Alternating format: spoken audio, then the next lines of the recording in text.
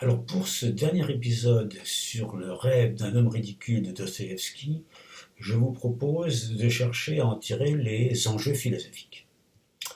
L'enjeu central, c'est le problème du mal. Peut-on affirmer que l'homme est naturellement bon et que c'est la société, les interdits sociaux, les injustices sociales qui le rendent mauvais? Si on répond oui à cette question, l'utopie socialiste est cohérente. Si on répond non, elle devient incohérente.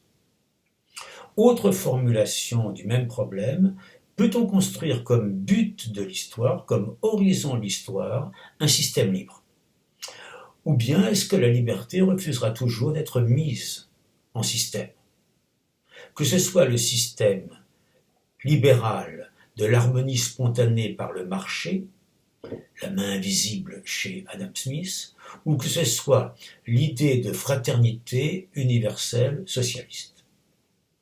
Pour poser cette question-là, un extrait de Berdaïev.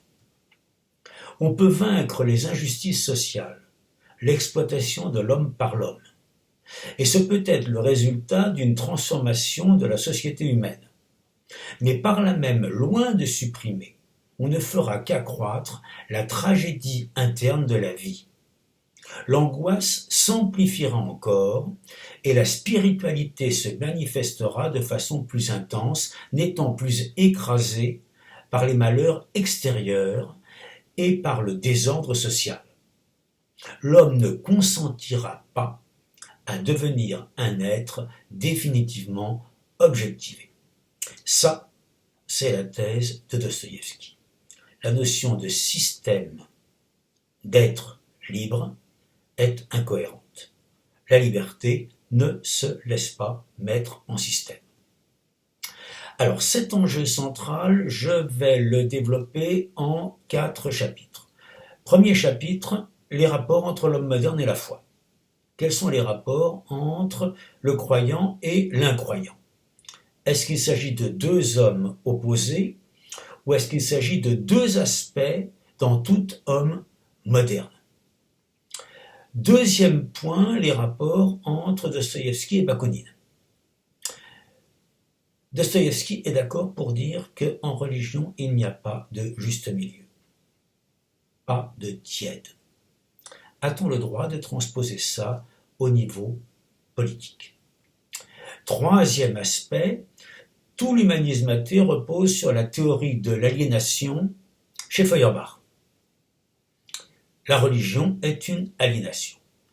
Pour Dostoïevski, au contraire, il n'y a pas de société sans religion. Une société sans religion, c'est comme une société sans art, une société sans musique, c'est une société mutilée. Donc les rapports sociaux impliquent toujours une dimension religieuse. Il n'y a pas de rapport pacifié entre je et tu, rapport horizontal, sans un rapport vertical avec nous. Que ce soit l'État ou que ce soit la religion. Donc même dans une société laïque comme la nôtre, il y a des noms des rues, il y a des monuments aux morts sur chaque place de village, et un président de la République passe son temps à faire des cérémonies de commémoration. Donc le sacré est omniprésent. Quatrième point que j'aimerais développer dans ce bilan, la notion de répétition.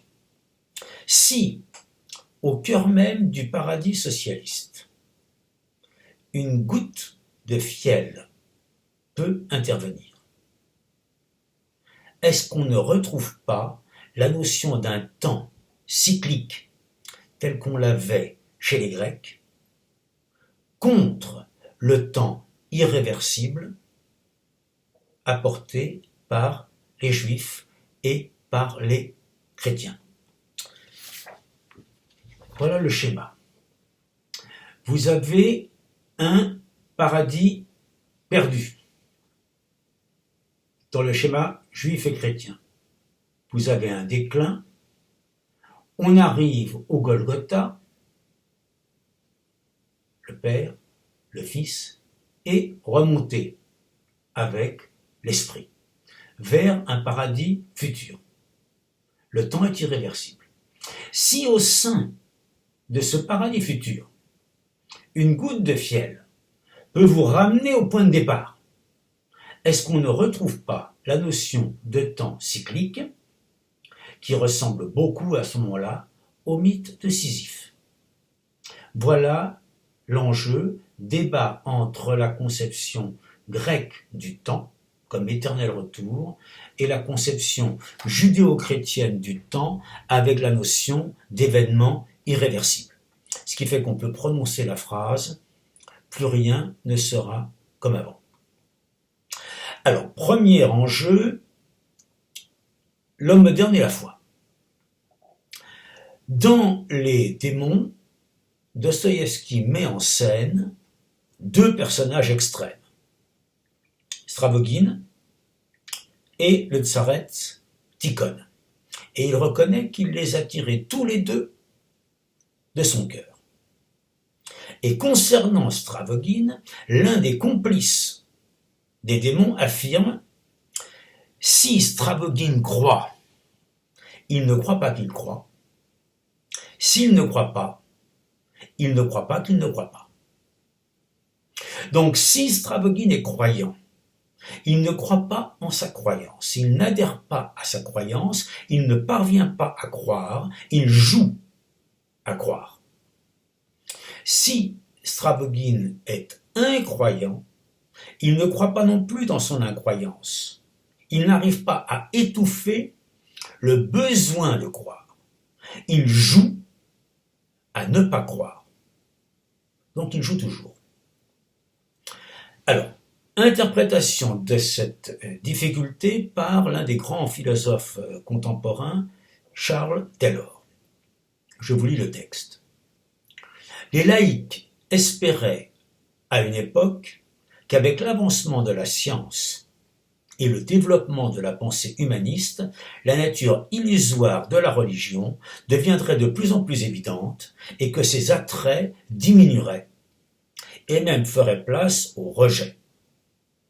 De nombreux croyants, par contre, pensaient que l'incroyance était si clairement une cécité volontaire que les gens se réveilleraient un jour et y verraient clair une fois pour toutes.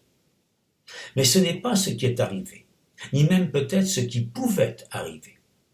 Les gens continuent à ressentir un certain malaise à l'égard d'un monde d'incroyance. Certains ont le sentiment que quelque chose de grand, quelque chose d'important a été laissé de côté, qu'un désir profond a été ignoré, qu'une réalité supérieure a été fermée.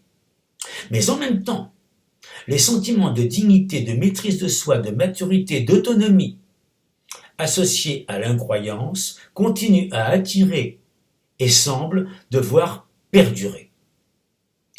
Qui plus est, si nous suivons ce débat attentivement, il semble que la plupart des gens se sentent attirés des deux côtés.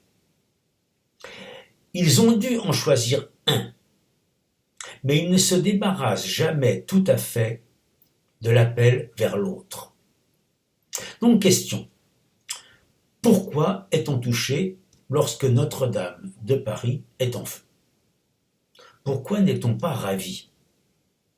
Comme aurait pu l'être un révolutionnaire de 93, lorsqu'on a réellement débattu sérieusement de savoir si jamais il ne devait pas y avoir démolition de Notre-Dame. Ou comme Staline, qui lui n'a pas débattu, a carrément réalisé la destruction de l'église du Saint-Sauveur à Moscou pour construire à la place une piscine.